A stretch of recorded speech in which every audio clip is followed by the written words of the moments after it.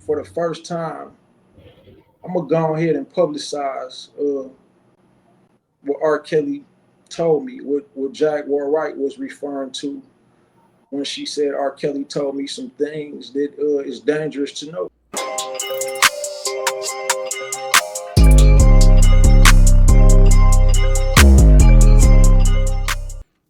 Ronnie Bo. If you're not familiar with Ronnie Bo, he was pretty much cellmates with Hove for about a 2 year span out there in Chicago. And during that time, R. Kelly told Ronnie Bo some things regarding one Jayz. Some pretty damning information. You know what I'm saying? And upon Ronnie Bo's release, man, he went public on a couple of platforms during some interviews, alluding to certain things that didn't paint Jayz in a very high regard. And, coincidentally enough, a lot of those interviews have been removed from YouTube. But another coincidence is that Ronnie Bo was shot not too long after that. So you do with that information what you will. But with all that being said, Ronnie Bo gave your boy an interview. And he had a lot more to say, bruh. So y'all better buckle y'all seatbelts for this one, bruh. Let's get it. I started doing this podcast after I was released from federal prison. I was incarcerated at MCC Chicago with R. Kelly. So when I got out and did an interview, it was initially to basically publicize the injustices of what inmates was going through in MCC Chicago during the COVID pandemic, because I had initiated a class action lawsuit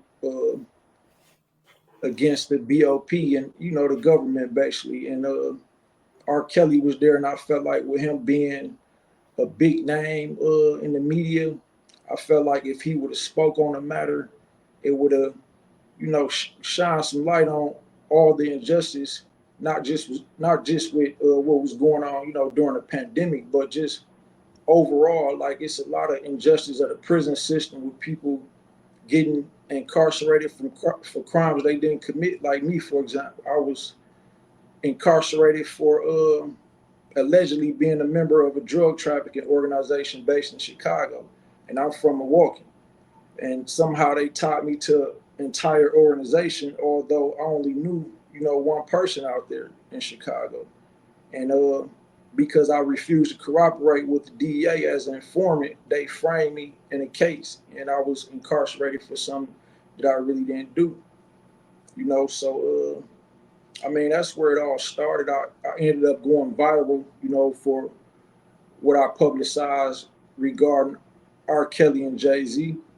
And then from there, I've been on several other platforms. Most recently, Jaguar Wright spoke out about me, in a positive light, which basically put me back, in the spotlight, I guess you could say. The things that I've heard about Ronnie Bo have come from within the prison system. And there are things that I will not discuss. As many times as I've been incarcerated and the kind of friends that I've made on the inside, it gives me access to be able to have real information about what's going on with certain prisoners and things of that nature. I know that Ronnie Bo was not safe. I knew that R. Kelly probably told him some things that he didn't realize were dangerous for him to know. And I pray that he's not experiencing any discomfort for being in a cell with someone who had such a checkered past. Mm. Isn't that wild? That is wild. For your life almost be or possibly put in danger, or could be put in danger, just because you were incarcerated with someone. Because you know too much. You know too much. And I think he knows all that he knows, which is why I'm sure no one will want him talking to me. Do you want to go into further detail about the things R. Kelly discussed with you? 'Cause I know for sure this video is gonna be a lot of people that aren't aware of the story exactly, man. So I just want to make sure everybody is up to speed on exactly why. I mean, your name is so viral right now. Well, he said some things about Jay-Z, which kind of confirmed that Jay-Z is a sellout and a puppet. And as I told you, bro, for the first time, I'm gonna go ahead and publicize what R. Kelly told me, what Jaguar Wright was referring to when she said R. Kelly told me some things that is dangerous to know, and I've been holding back for all this time for a reason. It put my life on the line. It put R. Kelly life on the line for me to publicize this. But if you don't mind, I'd like to say that for last. You know, I just want to close out with that because I think this may be my last interview. You know, it's a lot going on behind the scene. I can't continue to get on these platforms and talk about certain things. So I just want to, you know, for my last interview, I'm gonna go ahead and reveal this industry secret. You know what I mean? As far as the shooting, guys, I appreciate you all the information you gave to me on my end. You know what I'm saying? I dove into it quite a bit. And I came to learn that, you know, you never provided a statement at all to the feds as far as placing you anywhere, right? And then there was actually an informant that placed you somewhere that, you know, you weren't. You want to get into that at all? The feds say that a confidential source told them that I went to Marcy Projects in Brooklyn, New York, to do a publicity stunt after I went viral about all this. And while I was there, I allegedly got shot in the shoulder. And the confidential source is saying that Jay-Z close friend Tata orchestrated the hit. Now, again, for the record, a lot of people, you know, was saying that, making it seem like I made up these allegations, which I didn't. If you look at all the interviews, I'm saying uh, Jay-Z didn't have anything to do with me getting shot. You know what I'm saying? Whether he did or not, that's my approach. I'm not no informant. I'm not no rat. And speaking of that, I think they agenda, because, you know, the CIA have an operation on YouTube and they control certain narratives. And I believe they wanted me to say Jay-Z had me shot to discredit me as an informant, so that, you know, I can't no longer lead my culture, basically, and to also make Jay-Z appear to be somebody to fear. So as the statements say, like, people had it confused. First they were saying that I told them that Jay-Z had something to do with me getting shot. Now that I basically made the document public, you know, because it was sealed at first, just like my indictment. And I'm gonna speak on that too, bro, because, like, with my indictment, it's proof that the DEA framed me in the case. It's proof that they used an informant who was probably a worse criminal than I ever been to make false allegations on me. This is the informant that placed you at Marcy, right? Absolutely. And Yeah.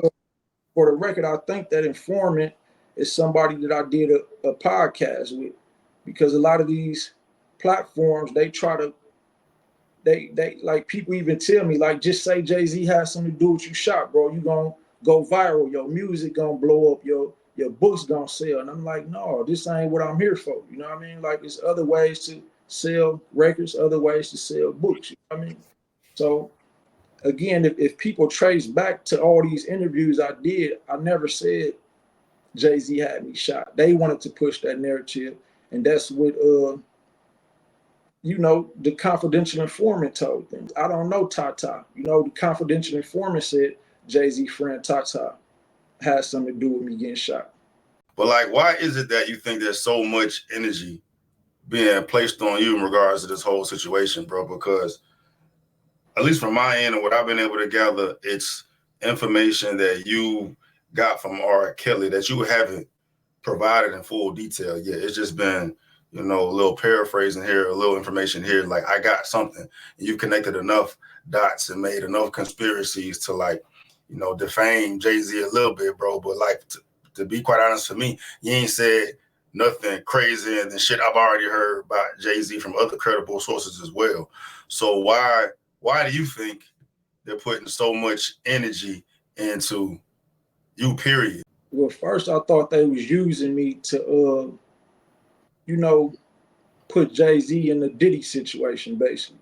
But how so?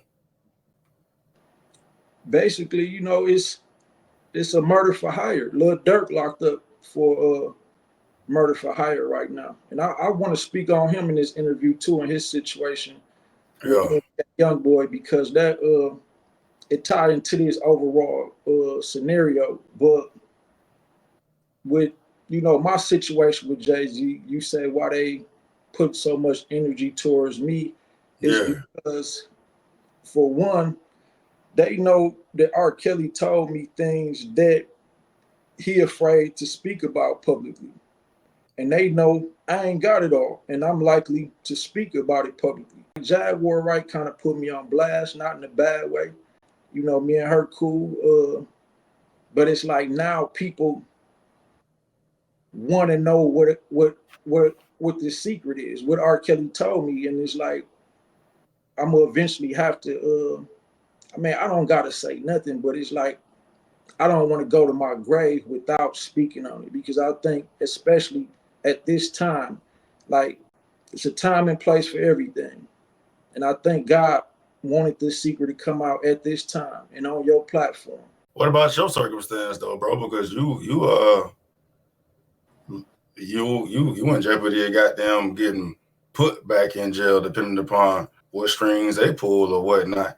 And then, like I said, Jaguar, she went publicly talking about she's scared for your life. She's scared for your circumstances based on the information you know. Our friend Ronnie Bo has a question that says, "Hey Jag, this is Ronnie Bo.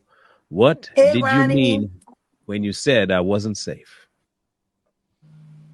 You're not. R. Kelly is exactly what you think he is. He's a class A idiot and he's an egomaniac. And you're absolutely right. Robert Kelly is one of the most selfish people you will ever meet. That's why it's so easy for him to play the sympathy card and get people to feel sorry for him. But he don't give a shit about anybody but himself. I know he's told you things. And unfortunately for you, you've acknowledged that he told you things that you promised you would never say. And there are people that want to know those things. They want to know everything he told you. Even if you think it's nothing, it may be something that could lead to something else. That could lead to something else. I'm going to say this to everybody that has any attachment to any of those Diddy parties, any of the transferring and all of the other illegal stuff. They're calling the Combs Enterprise a criminal organization. They're pressing RICO charges. That's because they already know there are going to be other co-conspirators charged. They're just trying to figure out who to hang it on. I'm going to tell you what I know about true gangsters. That conversation is had quickly and simply. It's always better with no witnesses. Period. If you're not a co-conspirator, you're a potential witness. Now they trying to get you to go back to jail. You let us know what we got to do to help you fight for your freedom. Are you not worried about your circumstance? You're not worried about your well-being given this situation? Well, I'm already at a point where it's like I don't got nothing to lose, and they already trying to lock me up for this. So I don't want to. I wouldn't want to go to my grave without speaking on it, and I wouldn't want to go back to the feds and be locked up regretting that I didn't speak on it. So now that I'm about to speak on it in this interview, it's like, okay, I could actually feel more relieved and fearful. Like Mm-hmm. Malcolm X, for example, this is my greatest role model. Like he explained that you know, when they was asking him, like, you not scared of the Nation of Islam, you not scared of the government, the FBI, and he explained that you know, it's liberating to live fearlessly. You know what I mean? Like you can't live your life in fear, and once you know face your fears and stand in that courage, you know, it's gonna free you. It's gonna free your mind. It's a relief. It's like having an orgasm basically. So, you know, I don't have nothing to lose. I have several books out with a lot of information that's gonna light my culture. So even if I die today, I feel like I did what God put me in this world to do. So there's nothing to be fearful about no more. Like, what do you have to say to those people out here that are like questioning your claims as far as, you know, you being on parole and, you know, being out the state and you pretty much like, in so many words, implicating yourself being shot somewhere else, but not placing yourself in Marcy, bro. Like, some people are questioning the credibility in your claims as far as that, because it'd be pretty easy to determine whether or not you was in Marcy. Well, you know, I was never the one that came with these accusations of being shot. Like the after I got shot and people heard I got shot, people ran to the internet saying, "Oh, he got shot. It had to have been Jayz because he went viral about this." But that's something that like the FBI or my probation officer or something, they gonna have to, you know, make that case and whether I went to the hospital or whatever. Like I'm not gonna really provide them with no information that they could use to, you know, send me back. You was on video once saying that you was, you know, somewhere close in the vicinity. You know what I mean? So it's been a lot of attention directed towards that, man. So I just want to make sure we all up on the same page and we got damn, you know, covering all the corners or whatnot as far as, you know, what's been claimed, what's been said, and what's been documented. Like for those who are questioning the credibility of your story, like what do you got to say to them? I never made them claims, and everybody knew who was following my campaign back then. They knew that I was actually traveling instead of, you know, doing these virtual interviews. When I did do that, I would ask for permission to travel. So you know, that's another story. But you know, with regards to Jayz, like I think our culture needs to understand that it's puppet masters behind these puppets, and Jayz is not a master; he a puppet, and his career was planned. You know, when the industry executives seeing how big people like me could become through music, you know, they realized that through Tupac and Big, and they both of them became so influential that they had to make sure both of them was threw away with. You know what I mean? Yeah. And then here, you know, just like when before black leaders was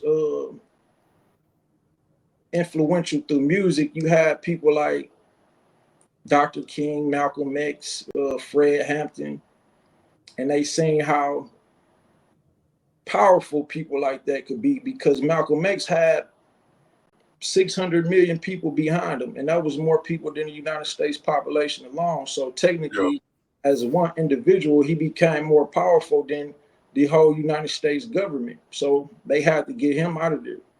That's why they had to get Tupac and Big out of there, and that's why after Malcolm X and them died, they knew that they had to put somebody in the forefront. And no disrespect to the Honorable Minister Louis Farrakhan, but I mean, based on my research and study, you know, they got behind him and pushed him, you know, and felt like he could lead the black culture. And when they seen that his influence wasn't as impactful as it was, especially when music became like the major impact on our community and our culture. It's like, okay, we have to find a rapper. And then they got behind Jay-Z. And where R. Kelly came in is because R. Kelly was a world star. Jay-Z wasn't. Jay-Z couldn't impact people on the mainstream level until he went on tour with R. Kelly and collaborated with R. Kelly. And then even after that, you know, they had to assign Beyonce to him to keep him a mainstream influence. You know, they tried to do it with Aaliyah, but Aaliyah wasn't feeling it. She didn't want to follow the agenda. You know, she more so liked the Dame. They wasn't cool with that, and that's a part of the reason why Aaliyah died. Now, fast forward these circumstances to now, today, you know, we have Lil Durk and NBA YoungBoy. Both of them locked up. Lil Durk facing life, NBA YoungBoy facing forever. But these two icons, like even if they didn't realize how influential they was and how much they could impact the culture, the industry executives who, you know, got their hand in the government knew that. They knew that if Lil Durk and NBA YoungBoy was to come together and go on tour together and shake hands and say, let's push peace, you know, that would have had a major positive impact on our culture. And it probably would have decreased the crime rate nationally. So, uh, Yeah, that's again, a gangster ass conspiracy there though. But you're right though. As far as the trajectory of Dirk and Young Boy shit, man, because they was trying to, especially Dirk, trying to be more on a positive tip. You know what I'm saying? And there has been a little shift in what Young Boy has been putting out. Um, but you feel like they put them away to get them out the way to avoid positivity to keep chaos within the black community. yeah, for sure. You know, once Dirk father, Big Dirk, got out the feds, his son looked up to him. He part of the reason why Lil Durk became Lil Durk because in his hood community, everybody knew that Big Dirk was a part of what Larry Hoover had going on, and Larry Hoover is the biggest gangster in American history. You know what I mean? Yeah, So it's like, wow, yo, you somebody to admire because your father did some real uh, admirable stand up shit. You know what I mean? yeah, Yeah, they had their eyes on Dirk the whole time, and then they seen him pushing peace. So, like, they had to up their investigation. It's like I'm gonna give you an example, bro. I got my only blood brother got killed, right? And mhm, they got enough evidence to uh, arrest whoever did it. However, the person who did it was a federal informant, and they still need this person. He's still helping them. He's still uh, putting bodies on other people and giving them big cases. So they not gonna lock him up until he stop cooperating. Now with Dirk, they didn't want him pushing peace. So it's like, okay, you don't want to be with the agenda no more. We gonna show you, we gonna get you up out of here. It's not about what they got on you. They got stuff on all these people. They got stuff on Jay-Z that can lock him up. They been had all this stuff on Diddy. None of this stuff is new. fact, People just scared to talk about it. And now the Cassie came forward and everybody feel like it's safe to talk about it. Now everybody want to jump on the bandwagon. So I mean, people can say conspiracy theory, but people like me who had hands-on experience, you probably had your experience, especially when you know people like Jaguar Wright, bro. Trust me, I'm gonna tell you another thing. People like me and Jaguar Wright, we get calls and texts and emails from people who put us up on all type of stuff. Like R. Kelly, not the only person that I know that have experience in real life insight into these things. You know what I mean? Like even other celebrities, bro, reach out and tell us things because they know we got the courage to speak out and they don't. And they feel like we have enough integrity to where we never gonna mention the people who provide us with information. And we not. You know what I mean? But that's another story. Like the reason why I'm making this my last interview, bro, because I'm on the verge of being banned like Alex Jones, David Icke, other people who was putting real information on here that could. Why you feel like that though? Who the ones coming down you? What? Who? How they gonna ban you? Well, look, like you did your research, you know, they deleted many of my viral interviews. Yeah. When Jay-Z had his attorneys reach out to Piers Morgan about Jaguar Wright, that wasn't the first time he did it. It's just the first time it was made public because Piers Morgan did a public apology and he got his face in mainstream media. You know what I mean? With Yeah. Yeah. people over the world hearing this. So, you know, I believe Jay-Z had his lawyers have many of my interviews taken down, and they might even reach out to you about this, especially with what I'm about to say. Speaking of that, you know, before I go ahead and lay this out, my last few interviews, you know, since they've taken my interviews down and they keep restricting my Facebook pages, I've been giving out my phone number. So I'm gonna give out my personal phone number again for your subscribers, people who like, comment, subscribe. I have a book that's available on Amazon for $100. However, all you got to do is text me, call me. I'm gonna give it to you for free. Call me, let me know you subscribe, you commented, you shared this, you liked it.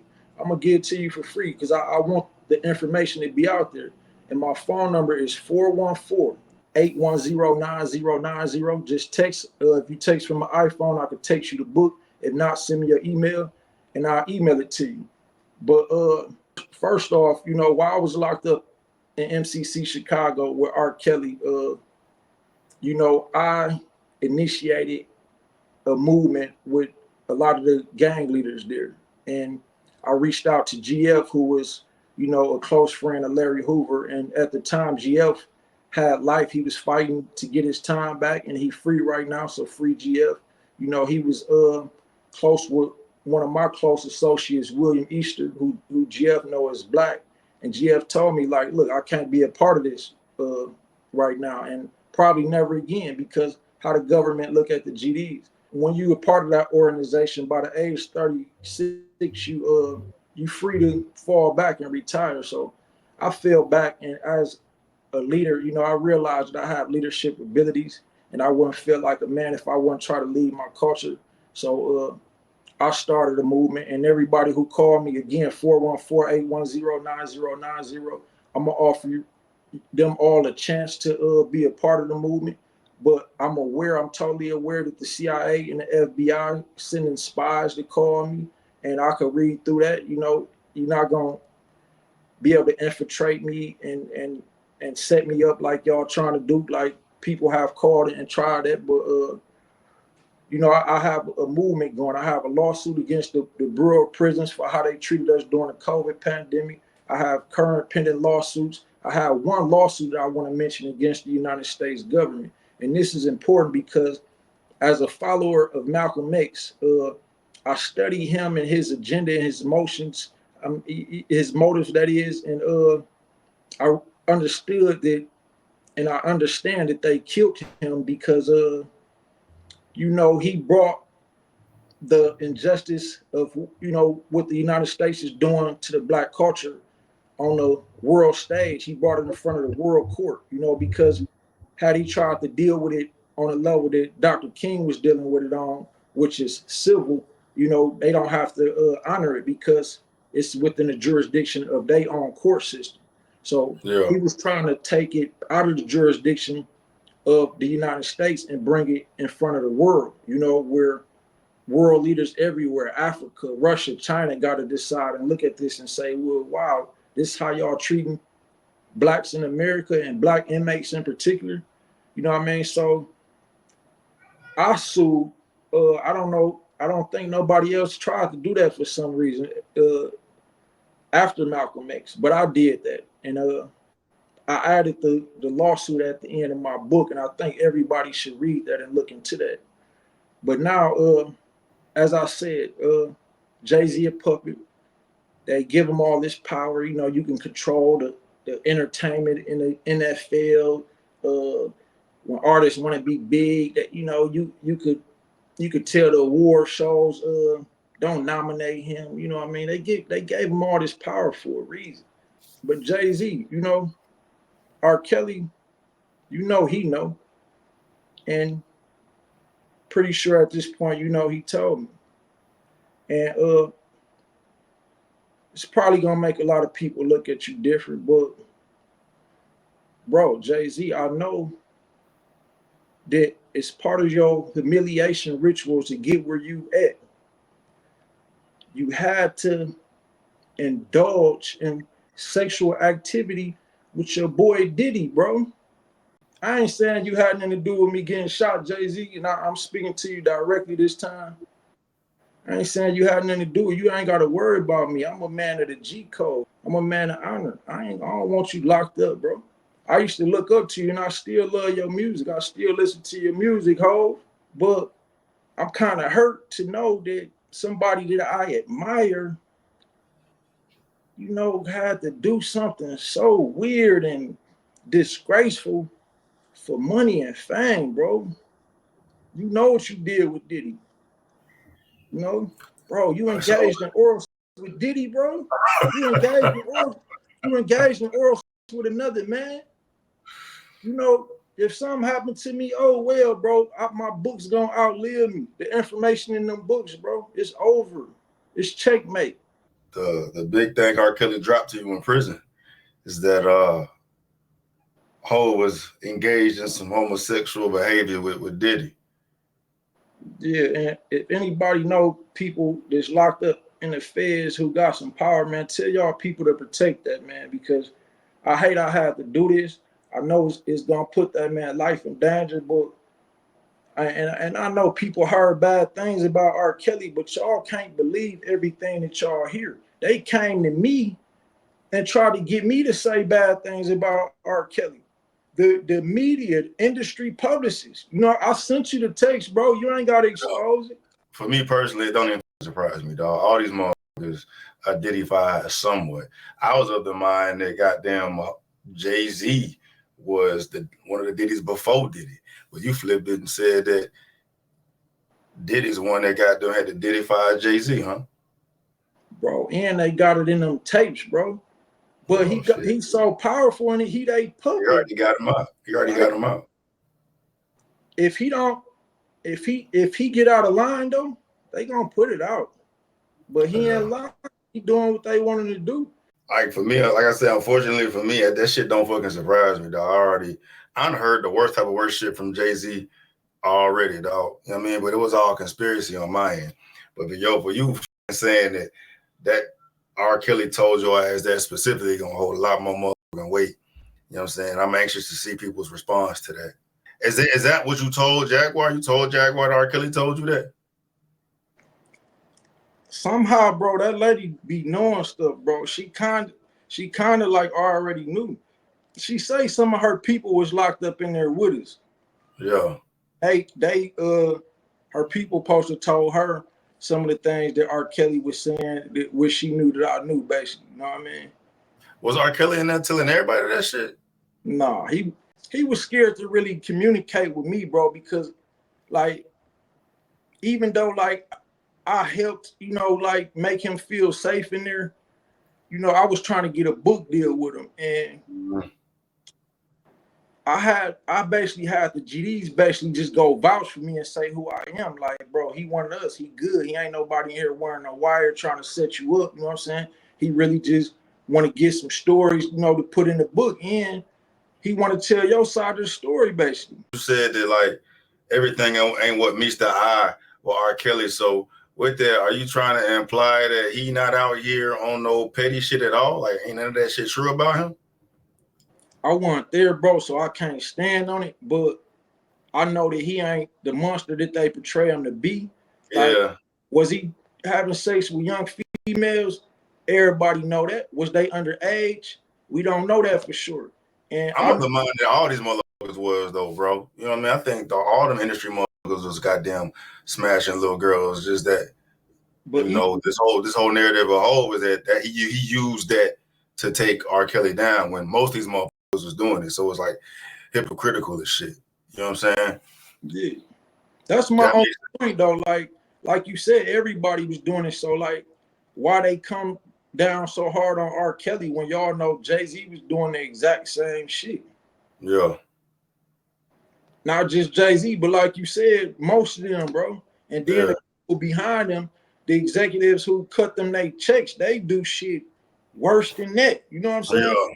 They Yeah. really got islands where there's no laws on sexual limitation. You know what I'm saying? They Yeah. have with little kids, literally 10-year-olds and shit like that, bro. Probably, Was R. Kelly telling you any of that shit? yeah, But all bro. the little kid shit. He just was scared to tell because he felt like, I don't know you, I met you in here. You might get out and tell anybody, or But was he telling you this shit just for the book or just for the rapport you have built with him? yeah, it was the report, it was the book, but he didn't want me to put certain things in the book. He would just put me up on game, like basically trying to justify why he was up in there. But it's like man, I'm telling you, like my catalog worth $1 billion. As soon as I try to, fight for that and get what I really rightfully earned and deserved, like then they came with this and that, you know what I mean? And other people who working with them, they got them doing this and that. So it's like wow, and I believe them, bro. I could kind of tell when somebody lying, you know what I'm saying? Like, In what context did he bring up that Diddy had got to Hove? Because this was way before any of this Diddy shit started going viral. So how did that even come up in the conversation? well, they do little rituals and they like test people to see who gonna get out of line. They got to make sure you in check. So they do little humiliation rituals and all type of stuff. Like for example, they been tried to put Jay-Z in the spotlight by using Aaliyah. Like Aaliyah was supposed to be in a relationship with him, and that would have made Jay-Z like a mainstream figure on another level. But Yeah. she didn't, like I said, she didn't go with the agenda, so she ended up dead. And you know, they put Jay-Z and R. Kelly together. And during that time, both of them was supposed to do certain things. And that's why I stand up for R. Kelly, because I believe him. And it's like, I feel like he was one of the people like, no, I can't do this and that. You know what I mean? Like, no, that's too much. I'm cool. I ain't with that. But Jay-Z, he said, was like, man, I'm with the shit. it's whatever. You know what I mean? Yeah. So does that mean like R. Kelly could have potentially? I mean, he was Jay-Z before Jay-Z, like, record and influence wise. But it came to a point where R. Kelly. I mean, if you ask me, he sold his soul fucking with little girls, but like I guess selling his soul as far as the shit Jay-Z was willing to do. And since R. Kelly wasn't willing to do that, there was this whole plot to get him out the fuck away so Jay-Z could be the face of everything. Yeah, you gotta see this how the execs look at stuff. You know what I mean? They see how influential you could be through your music, and they know that like even since back in the day, bro, you have people like James Brown who was gathering supporters for people like Dr. King, and that's still in play now. Like when Obama started campaigning, Jay-Z was the man to our culture, and he endorsed him. So that Yeah. make us, the rest of the culture, feel like yes, we have to elect Obama. So that's how they look at you. Like R. Kelly was at a point where he had this impact on the whole world with songs like "I Believe I Could Fly." You know what I mean? So even though R. Kelly might not be there mentally with that type of vision to impact the world, you know what I mean? That's how they looking at him. So it's Mm-hmm. got to make sure we can control you in case you ever do try to do a mass global social movement. You know what I mean? We got to make sure you in line with our agenda and can't stray away from that. Yeah. And they had him on the fucking juvenile shit, so. One point I was trying to make before, whatever happened, bro, was the Rich Homie Quan situation. Like, Yeah. Atlanta is like the new mecca for black culture and hip hop. And Yeah. Rich Homie came out like, he was the one, you know what I mean? And so when Young Thug attached himself to Rich Homie, you know, that put Young Thug in the spotlight. And if you remember, he taking pictures with lipstick on, getting his fingernails painted, wearing dresses, calling Rich Homie and other rappers Bay. You know what I mean? So he showed like I'm with whatever. And then Yeah. before they freed him, Rich Homie came up dead, and Rich Homie spoke about the Illuminati even in his songs. Like they tried to get me to do this, and I ain't with it. And I can guarantee you, like as hot as he was, that's why his career slowed down, and that's why wasn't nobody at his funeral. Bro, And I then, was just talking about that, bro. I was just talking about that. Because Rich Homie ain't been popping at all for a minute. You know what I mean? And all of a sudden he OD. And see, then months later, Young Thug is released. You know what I'm saying? So all this shit, I mean, it fits. The story definitely fits, man. but And look, now Thug is free. I mean, look, he ain't, this motherfucker should not be free. another thing people aren't paying attention to, they freed him on Halloween, bro. Mm. Yeah. And they have videos of him and his people sacrificing animals. Now I don't got nothing against what nobody believe. I don't got nothing against voodoo, Christianity, Islam, or none of that. Believe what you want to believe, but just know your belief is one of the most powerful things you could ever do. You know what I mean? And what you believe in becomes your reality. You know what I mean? They freedom on Halloween, bro. Like they like. That's why that shit went viral that they gave him like whatever fucking time served and he can be out on probation for fucking 20 years and shit like that don't ever happen. Last time you see somebody get probation for fucking 20 years and time served for fucking RICO charges he had. That shit don't fucking happen. Never. But shout out to Young Thug, man. I like your music, man. I ain't no huge fan. I mean, I like some of your music, man. But Fuck all that, bro. These motherfuckers are evil, dog. It may for real for me. You know what I'm saying? You say what you want, dog. For me, it made me look at everybody differently. As soon as I started diving this motherfucking hole, bro, it's like you can't look at any of these artists the same way. You feel me? Because they create that goddamn emotional connection with you for decades, having you feel like what the fuck they saying is truth, creating this whole goddamn matrix. All the while behind the scenes, they doing the fucking most. So you got to question literally everything and everybody, bro. You know what I'm saying? They're going to have to provide proof and receipts that they was not with that shit. Because as far as I'm concerned, you know, everybody is complicit to me. You know what I'm saying? If you do know, you ain't say shit, you complicit. You was aware of it. You know what I mean? Or you had your fucking, getting your fingers wet and all this shit, you complicit, bro. They got me looking at all this shit fucking crazy. you know what? I don't even look at them too bad, bro, because I understand everybody ain't got the integrity we got, and I know where our people come from. It's like they feel like what they got to lose. Like it's only a few of us, bro. Like it's only a chosen few of us who would stand up against that type of stuff. You know what I mean? You got to think it was only one Jesus, and you know Jesus was a blood sacrifice, but that's another story, bro. Like you know, I'm gonna I leave feel it. it. I feel it. But you know, selling your soul, it ain't gotta be selling your soul, bro. Motherfuckers not playing with no kids or giving up no booty hole for nothing, bro. I don't give a fuck. And you ain't gotta be a religious motherfucker not to do that shit, bro. You know what I'm saying? Like you gotta be bent, like something gotta be wrong with your ass. And all the fucking powerful elite industry fools got something wrong with them, bro. Anytime you got fools out here, they got that much power and don't go checked. There's no checks and balances and nobody holding them accountable. That evil shit always stems from it, bro. And that's just the connection amongst all this shit, bro. You know what I mean? So like, I'm not giving anybody no grace. If you out here fucking with kids, minors, doing all this gay shit to fucking be at the top of the fucking food chain, dog, you can kick rocks. You can go to hell as far as I'm concerned. But see, look, bro, I ain't giving them no pass, but I know from my own experience, like them people came at me through the DEA, the FBI, the CIA. That's them puppies. And bro, they go all the way outside the bounds of the law, bro. I'm talking about if they ever unseal my case, bro, people would see it's documented records what they was doing to me. And then I recorded calls sometimes, and even my family, bro, my mama, my girlfriend, nobody believed me when I told them what these people was on with me. What So, type of shit was they saying? You bro, ain't gotta say who was saying what. one time, look, I was around my mama when they called, right? She didn't. Mm-hmm.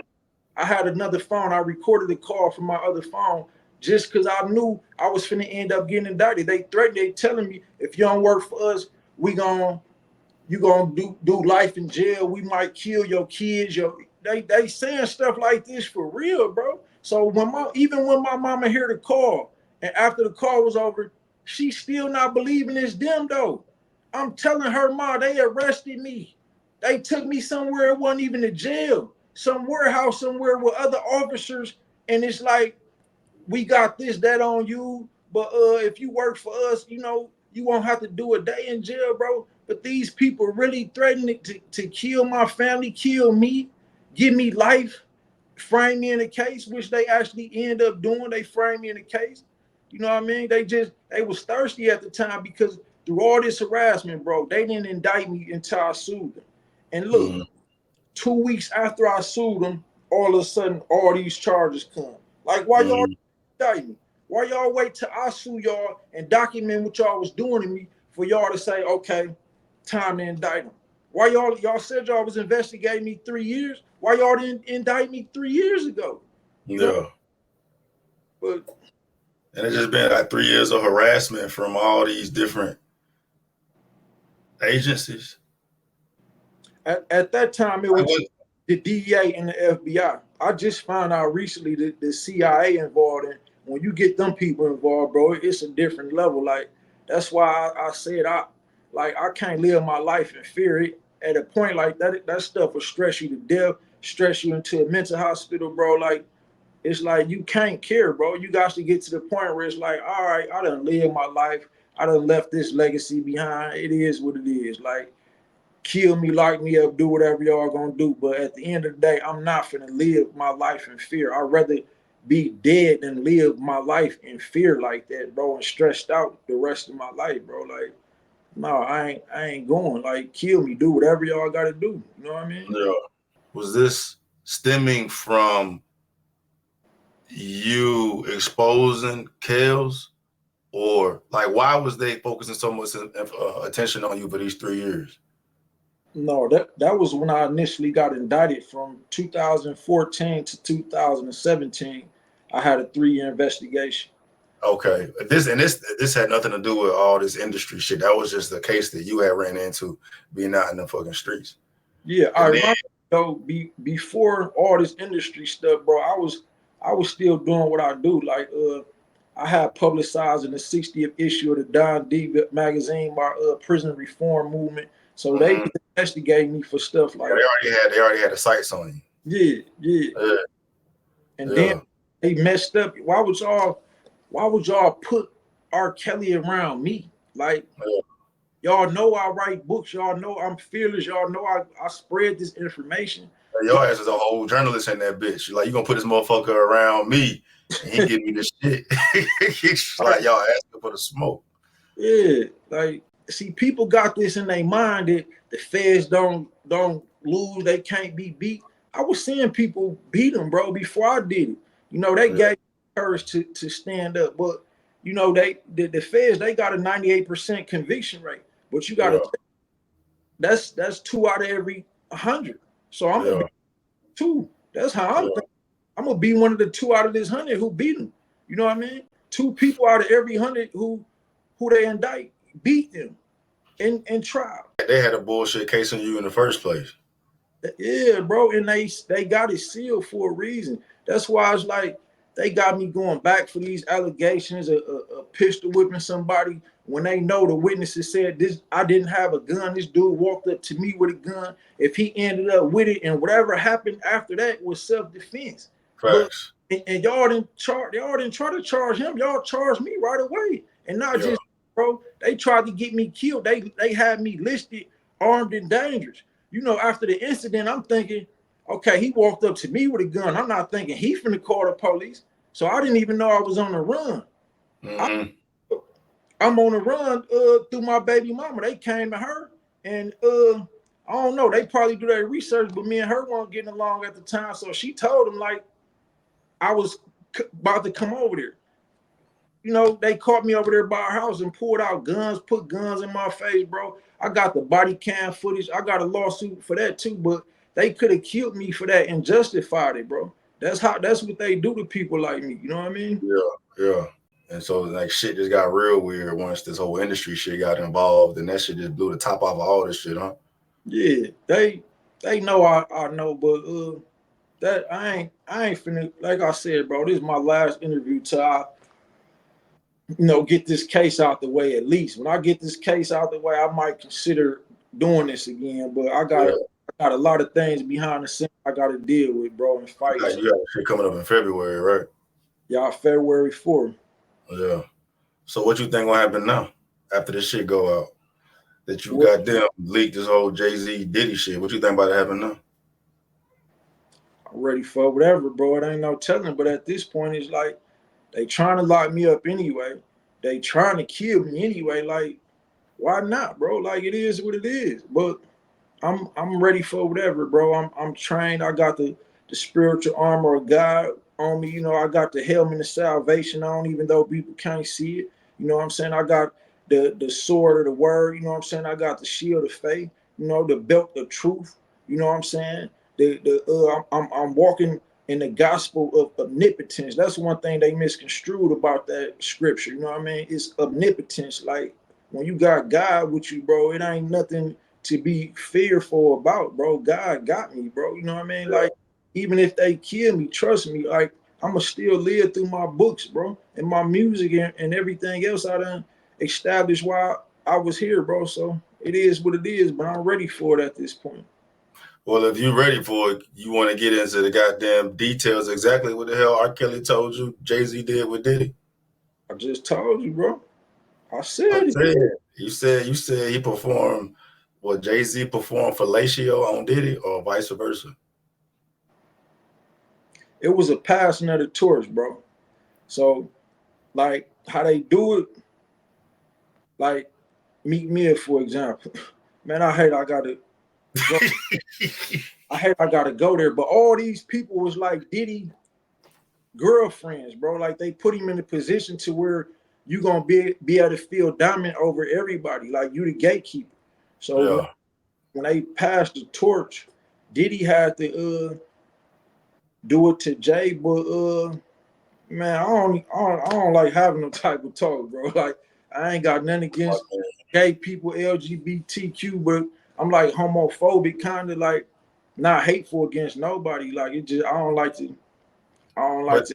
that's what I get is the wave of the industry, bro. Like they gotta emasculate you with something, hold some shit over you. You know what Yeah. I'm saying? Like the whole emasculation, feminization of men or some shit. There's something with that. You know what I mean? Never look at yourself in the mirror again after that and be Yeah. like proud of myself. No matter Facts. no matter what awards they give you, no matter how many millions or billions they give you, when you look in the mirror, it's like, oh, like I'm I'm You know, did he go into detail as far as like when that shit happened during what time of Jay-Z's career? Because he been popping as long as that motherfucker been in front of the camera. I mean, he ain't been whole. He ain't been like top of the food chain, but you know what I'm saying? Since reasonable doubt dropped, Hove been like debatably the best in that conversation. Did he you look go? in mind though. Reasonable Doubt actually came out in '95 first. It didn't really start, you know, catching those sales until after Tupac died. Yeah. No, in '96, September '96. But So it's probably like right after Big and all that shit on. yeah. Well, Big died March '97, I but mean, yeah, that I, would make sense. I gave it to you in the raw, bro. I ain't did Yeah. it to nobody. You know what I mean? Like Yeah. I ain't Yeah. did no platform, so I gave it to you, bro. Like that's what it is. Yeah. All right. But we about to see what they about to say, bro. You know what I'm saying? But you know, you already got your head in the swivel, bro. So be prepared for whatever the fuck gonna happen. I should low-key be saying that shit to myself, bro. You know what I'm saying? But you know, it's gonna be what it's gonna be. Don't be surprised, bro. Like, don't think it's sweet. Don't think it's a game. Don't be surprised Jay-Z lawyers call you and say, take that interview down. And on that note, like, I ain't doing this no more till after this case and stuff over with. At least, like, again, I got the book. If y'all just rich and want to spend $100, go get it on Amazon. But if not, just call me. You know what I'm saying? Y'all want to be a part of what I'm got going on behind the scene, like, call me. My number 414-810-90. Like, real people got to start coming together and doing something about this stuff, man. Or they gonna have our kids, like they gonna have our little boys thinking they little girls, man. They gonna have. They already doing this shit, bro. Huh? They already doing this shit, bro. I'm right there with you, fam.